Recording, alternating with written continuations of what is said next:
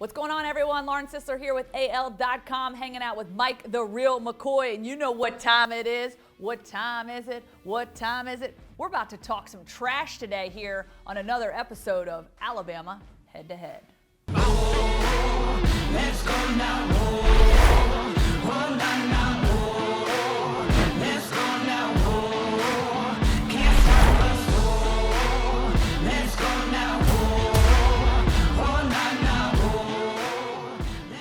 Mike, it's always good to see you here. Always. Your smiling face. Always. Mike McCoy, former receiver at Alabama, also with Maximum Performance and Bessemer. You can go check him out. He's always flexing, doing his thing. We're about to flex on some trash talk today because, oh, by the way, the reference on trash talk, it seems like Lane Kiffin, unfortunately, Ole Miss seems to be in the headlines a lot with different things. You know, a couple weeks ago was the popcorn game with Alabama, and this past week it was the trash being thrown on the field. The Tennessee Vols not happy with the loss to Ole Miss as Lane Kiffin and company skirt out of that one. Beer bottles on the field, trash. But Lane Kiffin gets hit by a golf ball. I mean, are you at all surprised? Because you know the Tennessee fans pretty well. I do. You know, it's just another game this week. It's nothing to get excited about. Just like some cigars at the end of the game. But it used to be a rivalry game about 20 years ago. So, yeah. What else we got? That's so good. 20 years ago. So actually, the last time that Tennessee, we'll bring up some bad blood. The last time Tennessee beat Alabama was actually when you were a freshman. Yeah, I wasn't playing then. Yeah, duh. He wasn't playing then. I'm just traveling. So that was back in 2006. So trying to shift the tide a little bit. 14 straight years for Alabama beating Tennessee. We call this the third Saturday in October. Technically, it's the fourth. So we'll see who's going to be lighting up those cigars at the end of the game, if and when Alabama lights up those cigars at the end of the game, right? We know that's how things are going to go. But let's talk about this matchup specifically, because first and foremost, when you look at the offensive side of football for Alabama, talk about a rebound. They get the loss on the road at Texas A&M, first loss of the season, only loss of the season, and then they go to Stark Vegas, where the air raid. I mean, the air raid's a real thing. It is. The cowbells are a real thing. You go to a tough environment. Are you going to come off a Texas A&M game deflated, wind out of the sails, or are you going to come out inspired? And this Alabama team came out inspired. To me, you know, Bryce Young being able to put together some of those explosive plays. And I think that's kind of one knock on John Mechie this year, is just he hasn't been maybe that explosive, dynamic player that we thought he was going to be in place of Devontae Smith and in place of guys like Jalen Waddle, but he certainly showed up, showed out, and then Jamison Williams, man, doing some big things. So just from an offensive standpoint, seeing that rebound has to give you some confidence that this Alabama team is back, and maybe they learned a few lessons after Texas A&M. Well, I hate that you have to have a loss in order to learn a lesson. The question is, will we be able to keep it up? As far as the receiving core is concerned, there was never any question. We just didn't catch the ball well. They didn't execute like I felt like they should. I know Mechie has had a couple injuries here and there, but I think last week gave us a glimpse of what you can get with a healthy Mechie. And Williams, come on, man, that boy is getting his draft stock up. He finna get in and get out, because don't kick to him. I wouldn't. You're crazy. And I think when you match that up, when you pair the matchup with this Tennessee defense, I should say, right now this Tennessee defense, middle of the pack when it comes to defending the run, and as far as defending the pass, right now they rank 10th in the SEC in passing yards allowed. Alabama offensively ranks second, so kind of a mismatch in that aspect of things. Another area that I thought was impressive for Alabama as they turned the page, third down conversions, man. They've been really solid in third down conversions. I think that's an area of strength for them that we saw. Bryce Young went 20 of 28, 348 yards, 4 touchdowns, and converting 12 of 16 third down situations. I think old Bill, he got the memo from everybody. He made some better decisive calls when it came to making better judgments, giving the ball. Let the players play, man. We just run the table on these boys. Let everybody know, because not trying to put the cart before the horse, but everybody ready for that Georgia game. And that's where it's going to happen. Two juggernauts. Fury against Wilder. Ooh.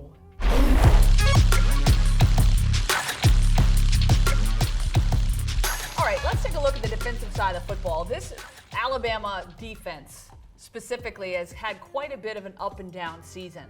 But after the Texas A&M game, what they did in Stark Vegas really proved that they had the will to win. And when I say will to win, you know who I'm talking about. Mr. Steel Wheel himself. Yeah. Because he is Iron Man out there. And he looked like he plays for the Steelers, because the boy bought the noise Saturday night. Yeah, so 4 sacks. That was actually one less than Derek Thomas, the most in a game since Alabama legend Derek Thomas played. And that was back in 1988 against Texas A&M. So when you are in the ranks with Derek Thomas, when you are getting mentioned in the same sentence. Good company. Good company. You are a pretty big deal. So what kind of heart and soul did you see from that defense as they made that response? Because even Will Anderson said, I didn't like the way we prepared. Our defense did not prepare the way that it needed to against Texas A&M going into that matchup. So I feel like coming out of that, again, it could have gone one of two ways. You come out and you're deflated, you go back to the drawing board, but quite the opposite happened. And so just the heart that you saw from that team and just the dominance that you saw from the defensive side of the football against Mississippi State, that gives you confidence moving forward, especially as they get ready for this Tennessee team. Well, for me, I think the two leaders emerged this past Saturday, and that's Battle and your boy Steel Will. I think both of those guys made things happen, put it into perspective, and showed what true leadership looked by, and they showed it by being a perfect example of what it looks like to play ball for 60 minutes. And they played from beginning to the end. Again, now I hate that you have to have a loss to learn, but hey, that's just like your mom tell you, don't touch the stove. I was one of them. I had to touch the stove and find out how hot it was for myself. So. You still got the little blistering scar to show for it? That's right. Oh. All right, so when you look at this Tennessee offense, I think there's a lot of question marks going into this one. Specifically, will they have their starting quarterback, Hendon Hooker? He's the Virginia Tech transfer.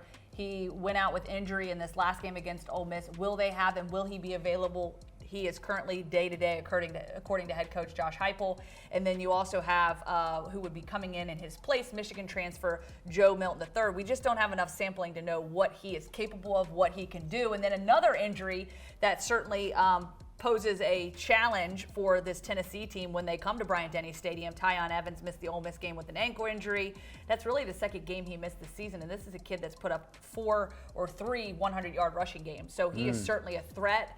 And they've been able to move the football on the ground behind him, but certainly will be key. Will they get him back? And then, of course, will they have their starting quarterback? So I think that's an area to look at, because right now the Vols are 3rd in the SEC in rushing yards. So Alabama will need to come out and stop the run. Also, Tennessee likes to run tempo. They like to run tempo, but I will say, in watching that Tennessee Ole Miss game back, there seemed to be some fatigue in the way they ran that tempo, and seemed to be some tiredness. So what will that look like against this Alabama team? Will they come into Bryant-Denny Stadium looking a little gassed, looking a little deflated, and as we get in predictions, looking a little embarrassed? Because let's be real, Tennessee, the headlines have been a bit embarrassing as of late, and that seems to be how they've owned the headlines, with the embarrassment of the trash and that going on the field, and just not being able to finish games and compete at as high of a level as they were projected to or thought they could.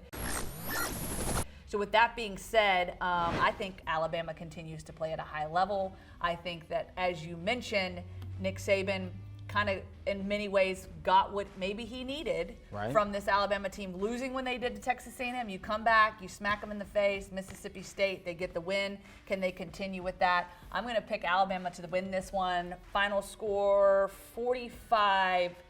I'll give Tennessee 17. 17? That's a lot.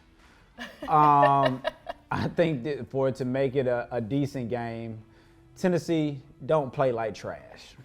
Just come and play. All right, for me, I'm going to give 42-7, and my reason behind just giving them 7 is I've been wrong these last couple weeks. The defense has definitely been stingier than what I've been giving them credit for. Now, no, I'm not going to go into that off defensive coordinator. We're going to leave that. That's another conversation. But 42-7. Talking a little trash on the field? Yeah, we get it. Trashing the state with litter? That's terrible. Keep it clean. Keep Alabama beautiful. It's guaranteed that I die a legend. Yeah, son God, homie, I'm reverend. Preach, just protecting my investment. Ask about me, integrity's not a question.